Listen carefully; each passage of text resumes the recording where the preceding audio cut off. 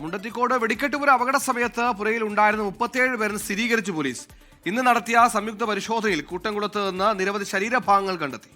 അപകട സ്ഥലത്ത് കണ്ടെത്തിയ 300 കിലോയോളം സ്ഫോടക വസ്തുക്കൾ ഉടൻ നീക്കം ചെയ്ത് നിർവീര്യമാക്കും.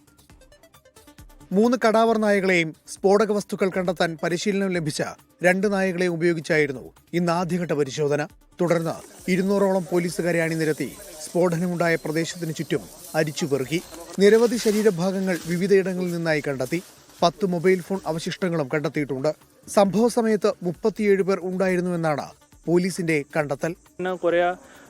ഇലക്ട്രോണിക് മൊബൈൽ ഫോണും അതിൻ്റെ കൂടെ തന്നെ കുറച്ച് ബോഡി പാർട്സ്, ചെറിയ ബോഡി പാർട്സ് കാഡാവർ ഡോഗ് ഇന്ന് ഫൈൻഡ് ഔട്ട് ചെയ്തിട്ടുണ്ട്.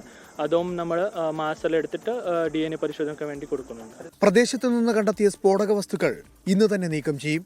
പ്രത്യേക പോലീസ് സംഘത്തിന്റെയും ജുഡീഷ്യൽ കമ്മീഷന്റെയും അന്വേഷണത്തിനായി അപകട മേഖല പൂർണ്ണമായും പോലീസ് നിയന്ത്രണത്തിലാക്കും.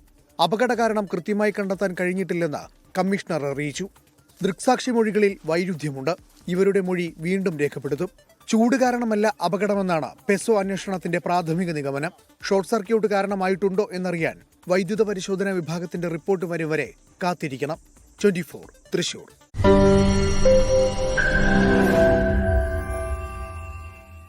ലോകത്തെവിടെയായാലും ഏത് സമയത്തും 24 വാർത്തകളും ഓഗ്മെന്റഡ് റിയാലിറ്റി പാക്കേജുകളും എക്സ്പ്ലെയിനറുകളും വിശദമായി കാണാൻ ഞങ്ങളുടെ യൂട്യൂബ് ചാനൽ നിങ്ങൾക്ക് സബ്സ്ക്രൈബ് ചെയ്യാം.